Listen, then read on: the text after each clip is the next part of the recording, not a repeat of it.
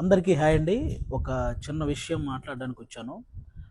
సుగాలి ప్రీతి అమ్మగారిని నేను ఒకటే అడగదలుచుకున్నాను. అమ్మా, మీరు మీ పాప గురించి ఎప్పటినుంచో పోరాడుతున్నారు. కనీసం ఏ గవర్నమెంట్ అయినా దాని గురించి ఎప్పుడైనా స్పందించిందా అమ్మా? ఎప్పుడైతే పవన్ కళ్యాణ్ గారు మీ ఇష్యూని రైజ్ చేశారో అప్పుడే సుగాలి ప్రీతికి ఇంత అన్యాయం జరిగిందని అందరికీ తెలిసిందే.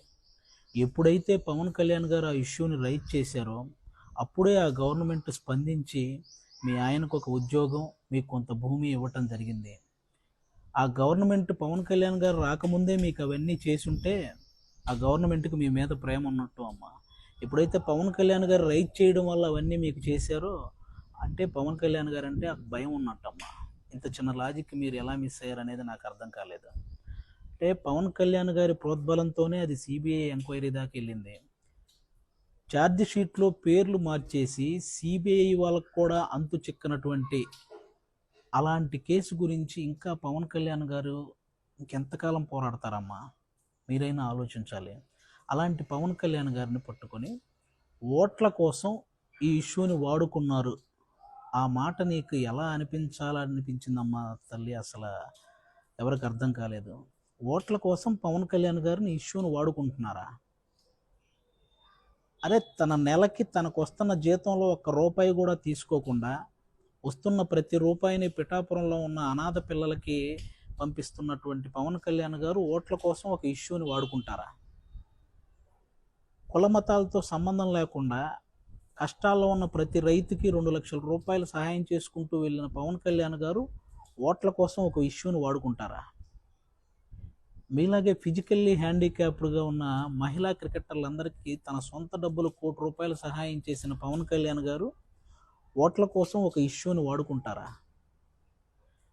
అరే, ఇంకా ఎన్నని చెప్పాలమ్మా? ఒక ముసలావిడ జస్ట్ జనసేన విజయం కోసం కోరుకుంది అని చెప్పి ఆవిడని ఆఫీస్కి పిలిపించి ఆవిడకి చీర పెట్టి డబ్బులు పెట్టి నీకు ఇంకో కొడుకున్నాడమ్మా అని చెప్పిన పవన్ కళ్యాణ్ గారు ఓట్ల కోసం ఒక ఇష్యూని వాడుకుంటారా? అన్నా, మాకు రోడ్లు కావాలి అని చిన్న పిల్లల దగ్గర నుంచి పేద పిల్లల వరకు ఎక్కడ ఏ మారుమూల ప్రాంతాల్లో ఎవరడిగినా సరే వెంటనే స్పందించి అక్కడ రోడ్లు వేయించిన పవన్ కళ్యాణ్ గారు ఓట్ల కోసం ఒక ఇష్యూని వాడుకుంటారా? తిరగడానికి ఫ్యాను, వెలగడానికి బల్బు ఉండదని తెలియని మన్యం ప్రాంతంలో ఒక బల్బు, అలాగే వాళ్ళ జీవితాల్లో వెలుగునించి వాళ్ళకి నడవడానికి చెప్పులు, తిరగడానికి రోడ్లు వేయించిన పవన్ కళ్యాణ్ గారు ఒక ఇష్యూని ఓట్ల కోసం వాడుకుంటారా?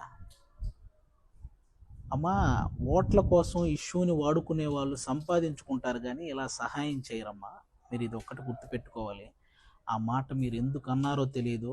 పాలు పోసిన వ్యక్తినే కాటేసే మనస్తత్వం మీకు ఎలా వచ్చిందనేది నాకు ఇప్పటికీ అర్థం కావట్లేదు.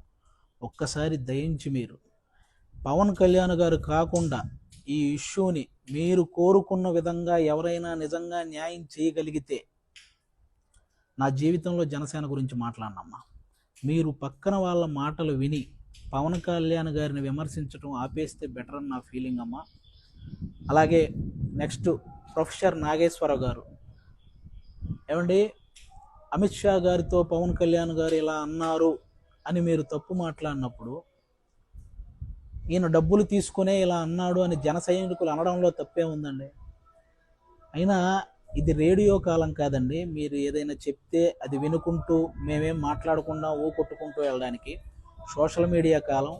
కంపల్సరీ మీరు విశ్లేషిస్తే దాని మీద విశ్లేషించడానికి అందరూ రెడీగా ఉంటారండి.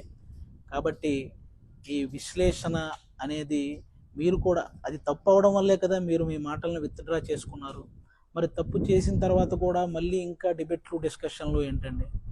పవన్ కళ్యాణ్ గారి విషయంలో మీరు మాట్లాడింది తప్పు, మ్యాటర్ ఓవర్.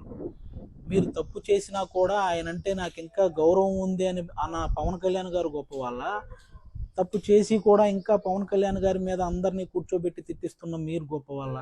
ఒకసారి ఆలోచించండి. ఎందుకంటే ఆ వ్యక్తిని విమర్శించినప్పుడు లేకపోతే ఆ వ్యక్తి గురించి తప్పుగా మాట్లాడినప్పుడు ఆయన అభిమానించిన వాళ్ళు ఆటోమేటిక్గా రియాక్ట్ అవుతారు.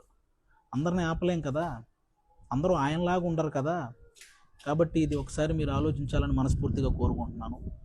ఇంకా అంబటి రాంబాబు గారు, పేరు నాని గారు, ఇంకా కాపు కులానికి సంబంధించిన కొంతమంది వ్యక్తులు మాట్లాడితే పవన్ కళ్యాణ్ గారు కాపు కులాన్ని తాకట్టు పెట్టాడు అంటుంటారు. అయ్యా, ఇన్నేళ్ల రాజకీయ చరిత్రలో కాపు కులం నుంచి పవన్ కళ్యాణ్ గారి లాంటి స్థాయికి ఎదిగిన వ్యక్తి ఒక్కరైనా ఉన్నారా? ఈరోజు ఆంధ్రప్రదేశ్ని చంద్రబాబు నాయుడు గారితో పాటు ఈక్వల్గా పరిపాలిస్తున్న పవన్ కళ్యాణ్ గారు అంటే కాపు కులాన్ని తాకట్టు పెట్టినట్ట, కాపు కులాన్ని నిలబెట్టినట్ట? అయినా దేశాన్ని గురించి పాటుపడుతున్న వ్యక్తికి ఒక కులాన్ని అంటగట్టడం ఎంతవరకు కరెక్టు?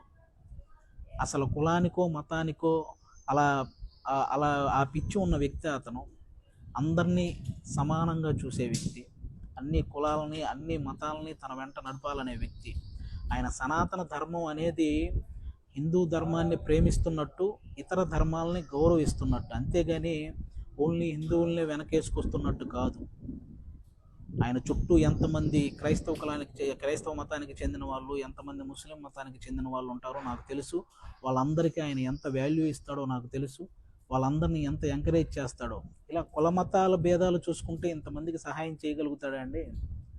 ఆయన చెప్పే దాంట్లో అర్థాన్ని వెతకాలి, కానీ ఇలా ప్రతి దాంట్లో అర్ధరహితంగా మాట్లాడి ఆయన్ని విమర్శించాలనుకుంటున్న ప్రతి ఒక్కరూ కూడా ఇవి మానుకోవాలి.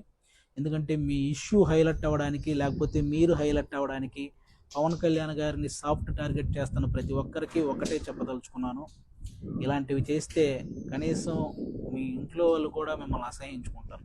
కాబట్టి ఇవి మానుకోండి. Thank you.